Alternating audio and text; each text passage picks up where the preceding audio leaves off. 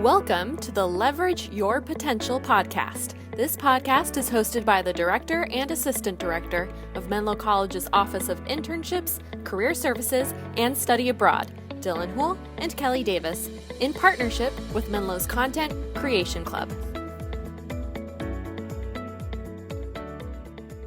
Welcome, everybody, to the Leverage Your Potential podcast. I'm one of your hosts, Bianca Barros, student worker at the Career Service. I'm here with Kelly Davis, Associate Director of the Career Services Office, and Jessica Carlson, Menlo College alum and Product Marketing Associate at GuideSpark.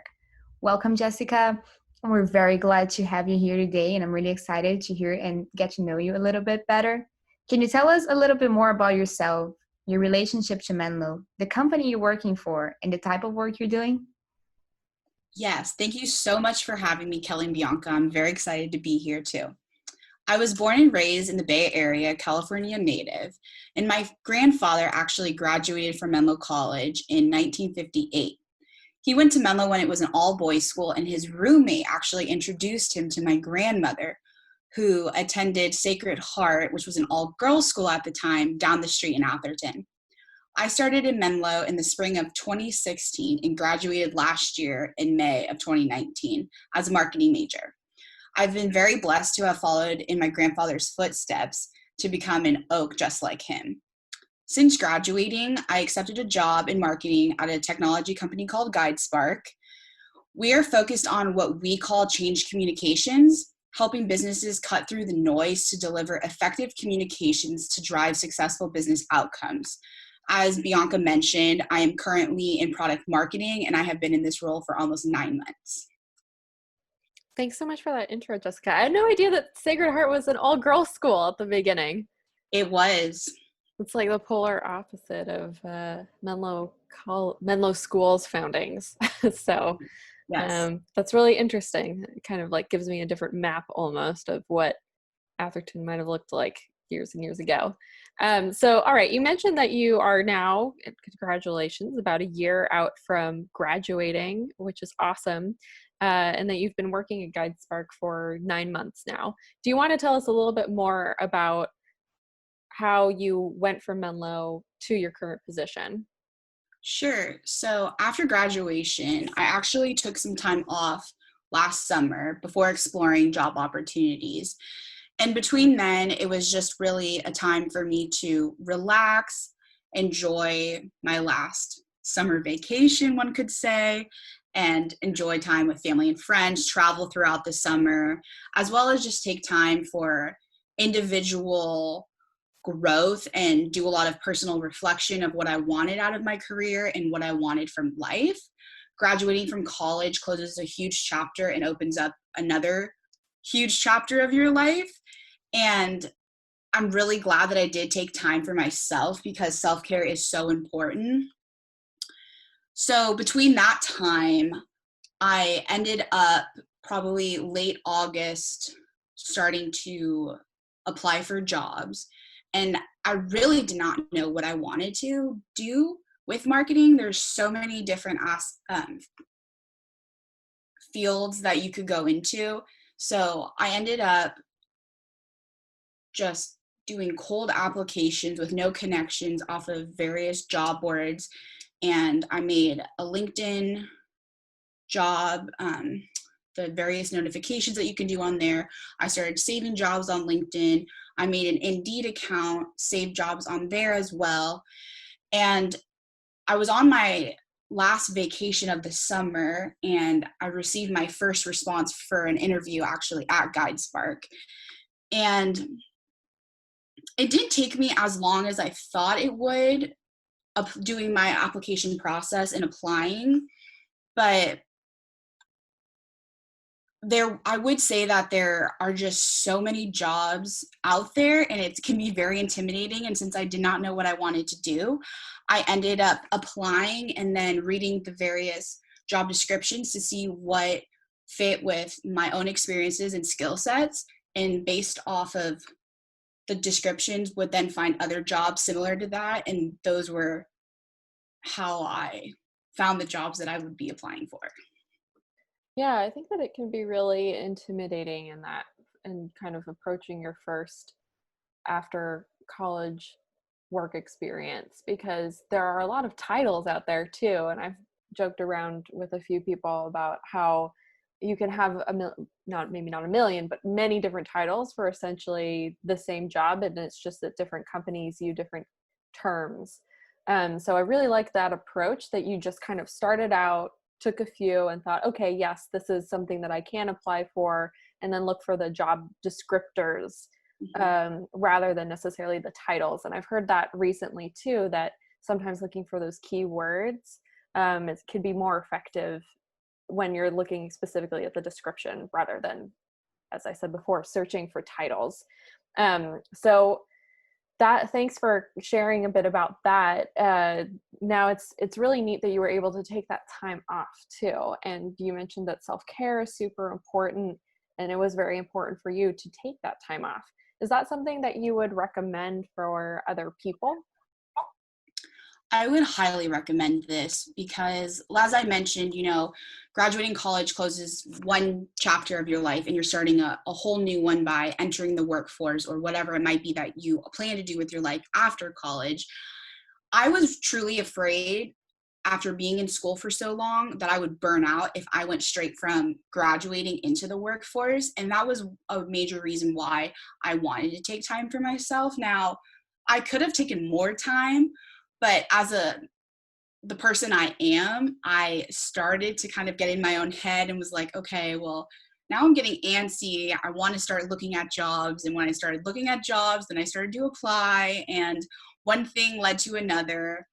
Everything fell into place. And that's how I ended up at GuideSpark and having the job offer I got from them. I really think taking that time is just good for anybody. I mean, it could be after graduation. It could be a year between colleges, once you actually graduate from high school to college. All those various transitions in life are very big and people react differently. And I just personally needed time to grow as a person and figure out what I wanted from marketing. And I'm very glad that I did take that time. Absolutely. I had an experience as well. I took a gap semester right after graduating from high school. And I do see your point that it's really important for your personal growth and for finding out what is it exactly that you want. Especially if you're in, I think most majors at Menlo College, they have a vast field that you can work on, whether if it's just business management, whether it's international management or finance or marketing. Those are all majors that could give you a vast palette of options. So I think it's really worth that taking your time to research before you start applying, because I think after you start applying, it's just like a lot of interviews and you can get a little bit lost in the process. And it doesn't surprise me at all that you didn't take that much time because I know you and I know how engaged you are. And actually, during your time at Menlo, you were engaged in a variety of ways. You served as the president for Oaks Innovation Club, and you're also the lead organizer for the Startup Week in Silicon Valley. Can you describe for us how those experiences impacted your career and what skill sets you gained outside of the classroom during your time at Menlo? I would say that those experiences impacted my career by expanding my skill sets. Each of the ways I was engaged at Menlo ultimately allowed me to grow in various capacities as an individual. It helped me gain knowledge and experience in areas such as leadership and management, as well as taking on an event of over 100 people teaches you accountability and responsibility, especially the responsibility that you are going to follow through to completion of having a successful event. I was able to speak to all of these engagements that I was a part of during my time at Menlo during my interviews, and the things that I also learned being a part of University Innovation Fellows and as a club president continue to help me in the workplace today. Absolutely. And as a matter of fact, you were part of the very first leadership circle at University Innovation Fellows at Menlo. I'm very pleased to follow on your footsteps And I know that you have caused an enormous impact as a fellow, and your cohort was the one who built the Innovation Center, one where we host Startup Weekend today. So everything just connects in a beautiful way. Can you describe for our audience what exactly is University Innovation Fellows? And tell us a little bit more about your experience with the fellowship and how the design thinking training has helped you to navigate uncertainty. Sure. So University Innovation Fellows is a program that is run out of Stanford University, and it empowers students and faculty to become leaders of change in higher education. You become a change agent ultimately on your campus. So we were change agents on Menlo College, and this has continued to follow after my graduation through design thinking practices. And you learn design thinking through a 6-week intensive online training course. Joining with other universities around the world, the program ends with a weekend-long in-person meetup in the Bay Area. And this was one of the funnest experiences I've ever had. I actually have met some of my lifelong friends during this weekend, and I'm still in contact with so many from the UIF family, which is really nice when I do have questions regarding design thinking aspects of, whether it's within the workplace or something I'm personally struggling with. I've been able to apply these design thinking practices outside of school. And one of my closest friends, actually, I met through the program, and she's from Australia. And I just think it's really fascinating that you can meet people across the world and be engaged with them across, the globe. And yet here we are in Menlo College in Atherton, California, making our own impact in the Silicon Valley. I had an absolutely amazing experience being a fellow. And one aspect that I continue to take away even till this day is that it opened my eyes to what it meant to be an entrepreneur and a change maker. I myself identify as an entrepreneur and continue to use design thinking framework. I actually, during my first few months, I realized that within marketing, I was personally struggling with our brand messaging. And so I figured, well, let me take my team on a little design thinking workshop and let's brainstorm various ideas for marketing projects and things like that we could do to support and strengthen our brand as a small company. And that was something really fun because I would not have been able to lead my own design thinking workshop without going through this training process and being a UIF fellow, knowing all of the design thinking learnings and practices that I have learned during my time at Menlo. That is so Absolutely. cool. Yeah, that's really neat that you've already been able to apply it, Jessica. I can imagine that the founders and leaders of UIF are thinking, yes, exactly. We want them all over. We want them doing this everywhere and passing it along. So, but what's also amazing is how useful it is. And so I kind of really like this next question that Bianca composed. I'll give her all the credit there. And the question is, so right now we're in the middle of this pandemic amongst many other things. And the big question right now is, what is the new normal going to look like? Mm-hmm. And I think that when people think, oh yeah, let's create the new normal, mm-hmm. Not everyone, some people think like it's gonna, whenever we're able to take these masks off, it's gonna happen.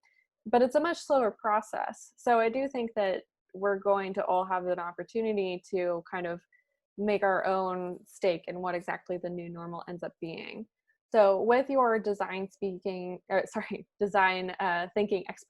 I think it combined words there, what changes would you make and what do you envision for the new normal? I think one of the biggest challenges that I've had thus far with working from home and the circumstances of the pandemic is my remote work setup. And one question that kind of comes to mind with like the first change I would make as a design thinking expert would be framing it as how might we create a practical working environment that supports productivity and ergonomics. This has been something that I have personally struggled with. I know other people are too. Whether you're a parent and have young children home, having to play the role as a teacher, as well as a full-time professional worker, whether it's a student who's in school and also doing an internship online. Finding the right workspace setup has something that I have not fully found yet. Since being home for several months, I think I've changed my workspace about 3 or 4 times around my house, and I still am feeling pain in my wrist and in my back from sitting too much, getting myself up and moving. And so I would love to change how we could create like a makeshift office at home, because clearly remote work is not going to go away. This is something that is going to be a part of the new normal now. It was a part of our old normal, but it has just been reinforced, and many companies have now proven that, hey, our entire workforce is 100% remote and we are working effectively. We can continue to work effectively remote too. I think this new normal will also change how offices look. If I work from home 3 days a week and I'm in an office for 2 days, our company is going to eliminate an office altogether, because they realize that they can work from home and not have to have a space that they come together in, because everyone's working effectively. So the whole idea of staying productive and having that ergonomic support, that's something I would continue to try to strive for finding an answer to. My back is like, yes, please.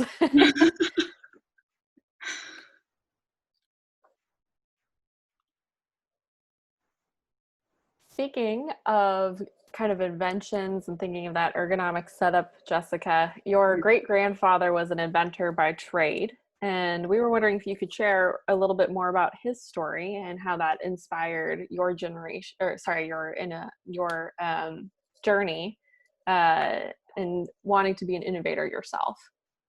Sure. So my grandfather was an inventor by trade. He actually invented a packaging machine to make polyethylene bags, among other type of packaged goods. He was one of the first like California inventors. We actually have a book here at home about the California inventors, and it's really cool because there's a whole page on him and his packaging industries company. He also created the pie crust molder for creating the shell of a pie. And I just think that a lot of his business ideas, as well as my other great grandfather on the same side of the family, he owned his own cigar and wine business. And I truly believe I derive my entrepreneurial spirit from their ambitious business designs, because this was like the early to mid 1900s. Being an entrepreneur, I don't even know if that word was a word back then, and I could be wrong, but it's definitely not something that people studied in school as they do today. How, we have a whole course now in Menlo College on it. So I think my journey as an innovator has definitely come from some of my family, and it's in my genes for sure. I would totally say so. It's really interesting to hear a little bit more about your great grandfather's story, and I think your whole family brings you a lot of things that you carry on with you, and this innovator side, and then your great grandfather. Now I'm getting confused. There's many grandfathers in the story. Your grandfather that went to Menlo, and then you carry on the spirit of being an oak, and I just think that's super nice. If I look at my grandparents, I don't think I'm doing anything similar to what they were doing, but I think it just brings you some uniqueness to your story that is really amazing. So when we're talking about your own story and your own career, what are the things that excite you the most in your personal roadmap, and what's the next milestone you're pursuing? Oh my gosh. Well, I'm still just starting my career. I'm still very new to my own professional career. So I think some things that excite me when thinking about the future and the future of my career is just continuing to learn and add different skills to my own skill set.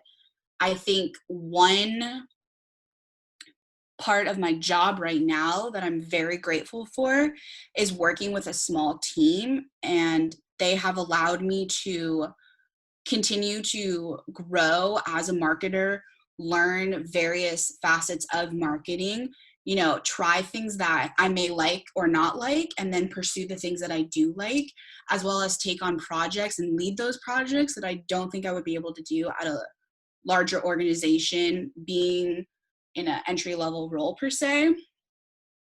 So after I, continue on and have a few more years of experience under my belt, I hope to gain more responsibilities throughout those next years and hopefully have a promotion after I gain more of these experiences. I'm also considering graduate school and love that Menlo College stays connected to its alumni, sharing opportunities. I was actually able to interact with admissions counselors yesterday, in fact, on a webinar that was hosted by Menlo College's internships, offices of internships and career services, and learn more about potential MBA programs.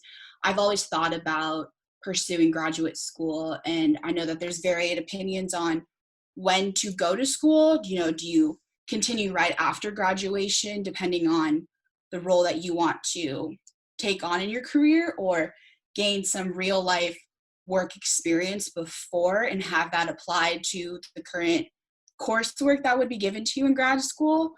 So there could always be a potential of a new job opportunity as well years down the road in a higher level position, hopefully with another degree under my belt.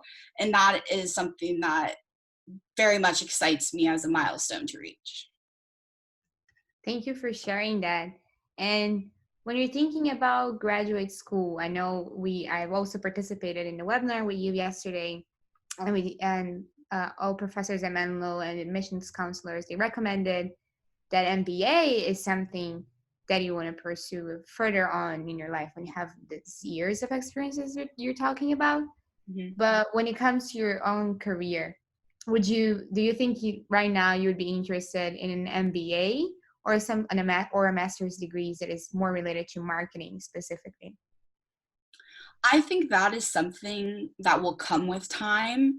I'm still not 100% sure what my role in marketing will be for the long run. I don't know if I'm going to come away from this job and say, yes, I am a product marketer for life, or no, I want to do more marketing operations or digital marketing, which is really nice because I have been able to get my feet wet, so to speak, in each of those different areas of marketing.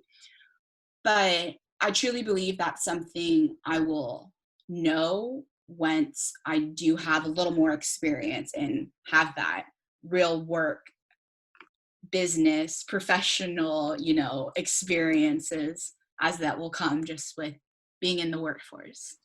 Yeah, and if I can jump in, Jessica, I think that you have a really good outlook on that approach. So if you had sort of dabbled already, let's say, in these marketing elements, and you knew which one you were more interested in, you might be more ready to jump into that extra education sooner. But we were talking before recording this podcast about, what do you do in the circumstances of a pandemic and you're forced out of work? And the trends tend to be that when people suffer unemployment due to things like recessions, they go back for more education, and for one reason to actually grow their skill sets, but for another so that gap on your resume doesn't look as blank. And I think that it just really depends on the situation. I think Jessica, I really resonate with what you're saying, and that if I found myself in that situation, like a further education for myself, and whether it's a PhD or an EdD, I'm not totally sure yet, is somewhere down the line. But I know that I'm not necessarily ready to jump into that kind of thing. So I think we keep our fingers crossed that circumstance doesn't lead us to jumping into that sooner than we hoped. But it's good to really be thoughtful, I think, as well, about what that next step is going to be. It is. And I know that, there's never going to be a right time to pursue something. You can't plan this out. You can plan around it. Like if I want to go back to school in the fall, then I can figure out, okay, what's my living situation going to be like? Am I still working full time? Am I going to take a part-time role? I'm going to take a part-time student role, and it might take a couple more years to graduate, but there's never going to be a good time to do anything in life. And so it's one of those things you'll just know when you're supposed to have that additional education if needed. I think it's something that will also come with time and more experience with where I want to take my career in marketing too, because I know certain titles are expected to hold more degrees per se. And I just think it will all just be relative to where life takes me, I guess I could say. Absolutely. And I love what you're saying about there's no right timing. And indeed, there's not. And we could never go back and see, okay, if I did this master's degrees a year earlier, what would have done to my career? We would never be going to be able to know. But I think the time comes when you do feel ready. And I love when you're saying to know when. And also, I think one of the things to think about is to know why. And knowing your why, your personal why, the why of your career also brings me to passions. So, Jessica, outside of your day job, what problem in the world are you most passionate about solving? I would say I'm very passionate about mental health and the associated negative stigma our world attaches to mental illnesses. I also think that this is a huge topic right now with the pandemic, as many emotions have been brought up, whether it's anxiety from unknown or depression caused by isolation during quarantine and the stay in place orders of sheltering in place. I truly believe that these emotions are much more normal than most people think, and they should not be something that someone is afraid of speaking up, speaking about, or seeking the right help in order to feel better and find your happy place again. I would love to continue to speak out and up on the importance of starting a new conversation about mental health. One of my favorite quotes is, "Don't walk through your darkest day alone. We're in this together." And I truly believe that quote, as well as there's always somebody that you can talk to, no matter where you feel like you are in your own life, even if you feel like the whole world has turned against you and it's just you and you yourself. And I try to be that person to whomever is in my life, past or present, because I have felt that myself. And I have found those people too who have been that saving grace. I just think we aren't having enough positive conversations about mental health, and that it doesn't make you any different for having a few more emotions or lack thereof. I think that's a great cause and so important and touches all of us one way or another, right? And so that's really great, and I'm excited to see what you do with it at some point in the future. I think this is a great question for especially some of our more recent graduates who we have on the podcast, because I kind of wonder if it's something that almost like a little bit of fortune telling to have us see into the future. You never know. Yes, and it actually is part of why I went into marketing, I guess you could say, is I found myself always looking at magazines, and society has impressed upon women that you have to look a certain way to be beautiful, and all of these falsehoods are just not true. And one reason I wanted to become a marketer is I had a dream of opening up my own ad agency and having a rule that I would never Photoshop an image or alter somebody's looks to try to make them look more like a Barbie doll, or that what a perfect person would look like. And I'm not sure anymore that advertising per se is the way I want to go. I do feel like that promise is still something that sticks with me, and I do constantly think about that with the impact social media has had on mental health, and it all just kind of goes hand in hand. But I do feel the way companies do position themselves and position their products towards consumers, there's one light that could be shed upon and change potentially in the future. And hopefully that's where me as a marketer and wherever I go, even though I'm in technology right now, hopefully I can have a positive impact on, and we can change the way that, people perceive themselves and know that everybody is beautiful, no matter what color, size, shape you might be. I'm really looking forward to seeing your impact on that in that space, however it might look. So thanks, Jessica, for sharing all of this with us, kind of the core at your mission and drive. It's really great to see also how that ties into where you are today and that whole process there and in between. So we're wrapping up now. This has been a great conversation with you. And before we sign off here, we have one question that we ask all of our guests. And that is there anything that you are reading right now or listening to or watching that you think should be shared with our listeners? I can tell you that I'm reading iGen, and I'm pretty sure that's why I said generation instead of journey earlier. Oh, that is a tough question because I have so many good books right now on my list to be reading. A couple of them include Talking to Strangers, as well as The Tipping Point by Malcolm Gladwell. And these are more professional, I would say, business type books, as well as Start With Why by Simon Cinek. And I think this also connects back to what Bianca was saying about knowing your own why as a person, which is another reason why I would like to read this book. I am currently reading a book called Educated, which is kind of in another genre, but it's by a woman named Tara Westover, and it's a memoir about herself and her journey as a young girl, and she recounts overcoming her survival living with her own Mormon family in order to go to college, and emphasizes the importance of education to enlarging her own world. I highly recommend this, and so far I'm only about halfway through, but it's just been a really fascinating read. Jessica, I have read Educated. It is really interesting. I'm glad that I recommend that to everyone. I know it was going to be Menlo's common book, but I think that that's changed.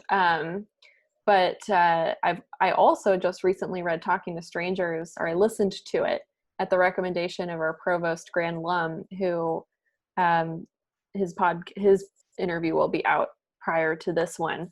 But I listened to it per his recommendation, and I would say it goes beyond just professional. I mean, it's really interesting to consider and think about. So great recommendations, and now I've got 2 more to add to my bookshelf as well. Well, thank you so much, Jessica. It's been really great having you here and talking to you, and also seeing you and everything. So thanks so much for coming on our podcast today. Well, thank you so much again, Bianca and Kelly, for having me on Leveraging Your Potential. I really appreciate you allowing me to share my own story as an oak. And as always, once an oak, forever an oak. Thanks so much, Jessica. Thank you, Jessica. And that wraps up today's podcast, everyone. Our podcast can be found on Spotify and many other places where you can find podcasts. Thanks so much and have a great day. Thank you for listening to this episode of the Leverage Your Potential podcast. Episodes are posted weekly and can be found on our blog at blog.menlo.edu/career-services/. Make it a great day.